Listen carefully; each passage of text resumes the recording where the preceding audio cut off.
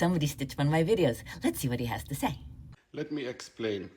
We get asked these questions a lot from our colleagues who practice only in office, who never manage patients in the hospital.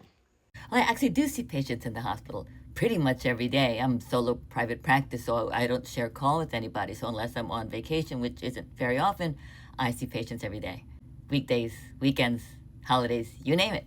I'm there. Not only that, I am on our hospital's committee that is trying to improve inpatient diabetes care. But please continue. Patients in the hospital are in acute condition, which means the rules that apply in the office do not apply in the hospital. We're dealing with an acute patient that has acute condition. Yes, I know. When patients are in the hospital, they're acutely ill. They have ongoing inflammation, possibly an infection or an injury. So they are making more stress hormones, more catecholamines, more cortisol. But again, I'm sorry to interrupt you. Regard to diabetes, this is the rules. We cannot afford to have hypoglycemic patients in the hospital. Most of the patients that come to the hospital either MPO or altered mental status or septic or any of those.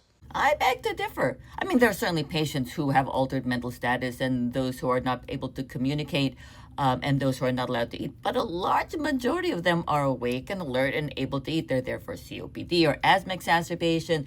They're there for CHF exacerbation. They have an infection like cellulitis, which is actually the case of the patient that led me to make that original video. But again, I digress.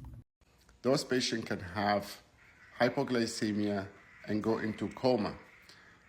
If this thing happened, we don't know if the patient is going into a shock or going into a stroke or cardiac attack or anything like this. And we call stroke alert, and we end up having to have a neurology consult, CT of the brain, MRI of the brain, cardiology consult.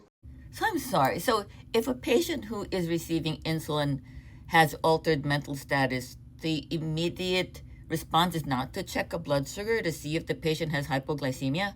And once that's determined and treated accordingly, do you really go through the whole stroke protocol? That seems like a waste of healthcare dollars. Sugar of 200, 250, 300 will never kill a patient on the short term. While it's true that generally a glucose of 200 will not have any immediate catastrophic events, there are many patients who are insulinopenic, such as patients who have type 1 diabetes, end-stage type 2 diabetes, or just patients with atypical type 2 diabetes who can quickly go into DKA at glucose readings of 200 and 250. And despite all our medical advances, the mortality rate for DKA is still 5%. Every time we have a diabetic patient, we have to educate them on that and explain to them this simple rule. And most of the time, the patient understand and agree on following safety and avoid any risk of hypoglycemia. So you're saying that this very lucid person to whom you are explaining this is incapable of informing you when they are starting to have symptoms of hypoglycemia so that they can treat it, or they can't reach for a juice or some crackers if they're having some mild symptoms? You're concerned that they will immediately become comatose. I hope my answer will give you some kind of relief to how we manage patients. Perhaps you are not aware that CMS is actually gathering data on the incidence of unaddressed hypoglycemia and unaddressed hyperglycemia in hospitals. Many hospitals have a very low rate of hypoglycemia, probably because of the stuff that you just mentioned. And most of the time, it is addressed very quickly. The incidence of unaddressed hypoglycemia is exceedingly small. On the other hand, the incidence of hyperglycemia and unattended to hyperglycemia, uncorrected hyperglycemia, is unacceptably high. In many patients, more than 25% of patients who have a diagnosis of diabetes will have glucose readings of above 250 that continues there for days.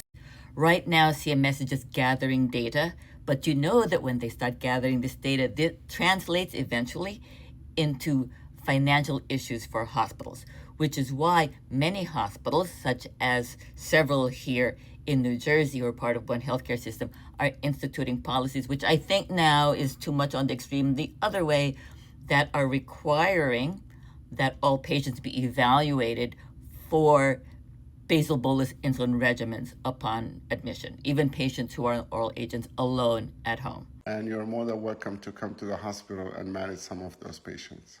Oh, yes, I will continue to see patients in the hospital, as I have been doing for almost 25 years now.